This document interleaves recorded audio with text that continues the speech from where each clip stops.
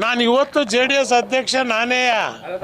ಪಕ್ಷದಲ್ಲಿರ್ತಕ್ಕಂಥ ಅಸಮಾನತರು ಈಗ ಸಮಾನತೆಯರು ಅಸಮಾನತೆಯರು ಅಂತ ಉಳಿದಿಲ್ಲ. ಈಗ MLAಗಳು ಅವ್ರವ್ರ ಅಸ್ತಿತ್ವ ಉಳಿಸ್ಕೊಂಡು ಅವ್ರ ಕಾನ್ಸ್ಟಿಟ್ಯೂನ್ಸಿಗೆ ವಾಪಸ್ ಹೋಗಿ ಗೆಲ್ಲಬೇಕು ಅಂತ ಹೇಳಿದ್ರೆ ಸಾಬ್ರ ಓಟ್ನಿಂದಲೇ ಗೆದ್ದಿದ್ದು ಈ 17 ಸೀಟು.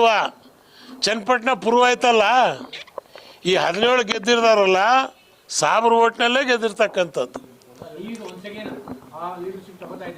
ಹೌದೌದು, ನಾನು I was there as a leader. Today also I am there, tomorrow also there. GD ದೇವೇಗೌಡರು ಮಾತಾಡಿದ್ದೀವಿ. ಅವ್ರದ್ದೇ ಆದಂಥ ಒಂದು ಶಕ್ತಿ ಇದೆ. GT ದೇವೇಗೌಡರಿಗೆ ಅವ್ರದ್ದೇ ಆದಂಥ ಒಂದು ಫಾಲೋಯಿಂಗ್ ಇದೆ. ಈಗ ಅವರು ಕೂಡ JDS ಕುಮಾರಸ್ವಾಮಿ ಅವ್ರನ್ನ ಹೇಳಲಾರ್ದೆ ಕೇಳಲಾರ್ದೆ ಎಲ್ಲ ನಿರ್ಣಯಗಳನ್ನು ತಗೊಂಡ್ರು. ಈಗ ಅವ್ರ ಜೊತೆಗೆ ಮಾತಾಡ್ತೀನಿ ನಾನು.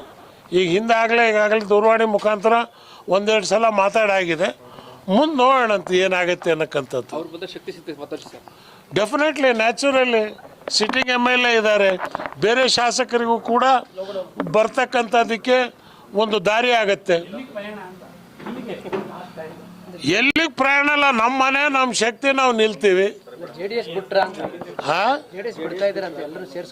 ಯಾರು ಇಲ್ಲ JDS ಬಿಡ್ತೀವಿ ಅಂತ ನಾವೇನು ಹೇಳಿಲ್ವಲ್ಲ. JDS ನಮ್ದು, ಅದನ್ನು JDS ನಾವು ಸ್ಟ್ರಾಂಗ್ ಮಾಡ್ತೀವಿ. ಹೌದೌದು.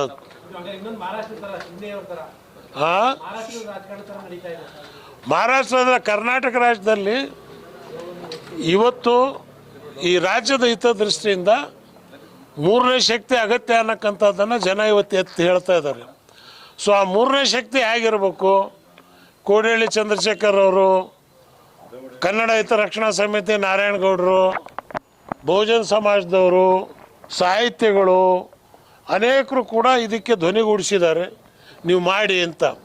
ಅದಕ್ಕೆ ರೂಪ ಏನಿರಬೇಕು? ಅದು JDS ಆಗಿರ್ಬೇಕಾ ಅಥವಾ ಬೇರೆ ಏನಾದರೂ ರೂಪ ಕೊಡ್ಬೇಕಾ? ಅದು ಇದು ರೈಟ್ ನ್ಯೂಸ್.